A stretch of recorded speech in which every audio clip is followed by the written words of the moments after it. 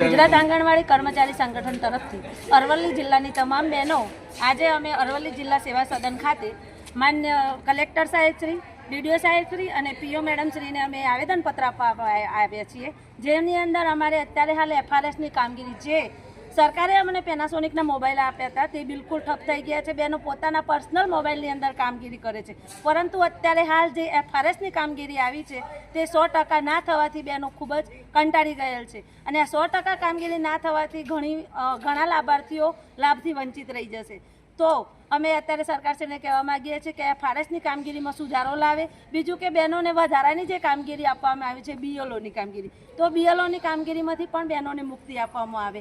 આગામી 3 દિવસની અંદર આજે અમે જે આવેદનપત્ર આપવાના છે એની અંદર તારીખ 4, 5 અને 6 તારીખ સુધી 3 દિવસ અમે મોબાઈલ કામગીરી બિલકુલ બંધ કરવાના છીએ અને બાળકોને અમે પૂરક પોષણ પણ આપીશું ને શિક્ષણ પણ આપીશું, પરંતુ મોબાઈલની બિલકુલ કામગીરી અમે બંધ કરવાના છીએ. તો આગામી આ 3 દિવસ માટે અમે મોબાઈલ બંધ કરીએ છીએ અને એનું અમે આજે આવેદનપત્ર આપ્યા છીએ અને આ દ્વારા અમે સરકારશ્રીને એ પણ જણાવવા માગીએ છીએ કે જો આગામી દિવસોમાં અમારી આ માંગણીઓ સંતોષાશે નહીં તો અમારું આંદોલન આનાથી પણ ઉગ્ર થશે.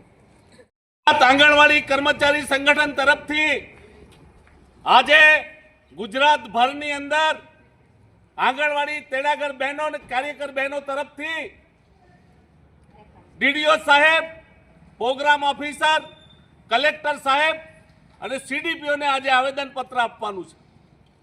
વારંવાર આ બહેનો આવેદનપત્ર આપ્યું છે. સરકાર તરફથી કોઈ નિર્ણયો લેવામાં આવતા નથી. ચૂંટણીના ટાઈમે મોદી સરકાર, મોદી સાહેબ કહેતા હતા કે મારી બહેનો 15 પૈસાનું પોસ્ટકાર્ડ લખજો, હું તમારી વારે આવીશ. હવે રક્ષાબંધન આવે છે, આ બહેનો અહીં કકડાટ કરે છે ડીડીઓ સાહેબ સમક્ષ. રક્ષાબંધન ઉપર જો તમારે ભેટ આપવી હોય તો 2018ની સાલ પછી આંગણવાડીની બહેનોને પગાર આપવામાં આવ્યો નથી. જે વધારો કરવો જોઈએ એ કરવામાં આવ્યો નથી. તો રક્ષાબંધન કે 15મી ઓગસ્ટના રોજ તમે પગાર વધારો રજૂ કરજો, પગાર વધારો આપજો. એફઆરએસની કામગીરી એટલી બધી જટિલ છે કે એફઆરએસની કામગીરીમાં નવા મોબાઈલની ગ્રાન્ટ આપવા છતાં ગુજરાત સરકાર નવા મોબાઈલ આપતી નથી. બીએલઓની કામગીરી હોય, એફઆરએસની કામગીરી હોય કે આ મોબાઈલ જે જૂના કંપનીના છે એ મોબાઈલ કામ કરતા નથી. જેવી રીતે ગુજરાત સરકાર કામ કરતી નથી એવી રીતે આ મોબાઈલ પણ કામ કરતા નથી. અને એટલા માટે આજે આ બહેનો આવેદનપત્ર આપે છે તમામ માગણીઓ સાથે કે હાઈકોર્ટના ચુકાદાનો અમલ કરો. 26,000 જે વેતન નક્કી થયું છે વેતન આપો, માનદ વેતન બંધ કરો, લઘુત્તમ વેતનનો અમલ કરો, હાઈકોર્ટના ચુકાદાનો અમલ કરો અને તમે જે એલપીએ દાખલ કરી છે એ પણ પાછી ખેંચો અને હાઈકોર્ટના ચુકાદાનો અમલ કરી આ બહેનોને ન્યાય આપો. અને બીએલઓની જે કામગીરીમાં તમે એમને જોતર્યા છે, આજની કારમી મોંઘવારીની અંદર 10,000ના પગારની અંદર એમનું ઘર ચલાવવાનું હોય, ઘરના કામ કરવાના હોય, પણ આ બીએલઓની કામગીરીથી આ બહેનો હેરાન પરેશાન છે. તો તે નિર્ણય પણ તમે રદ કરો. જે શિક્ષકો કરતા હતા એમને આપો.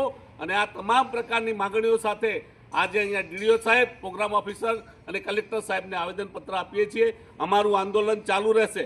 આ બહેનો બધી કરોડિયા જેવી છે, જાળું બાંધે અને બીજા તોડી નાખે, પણ આ બહેનો જપવાની નથી, છેક સુધી લડશે.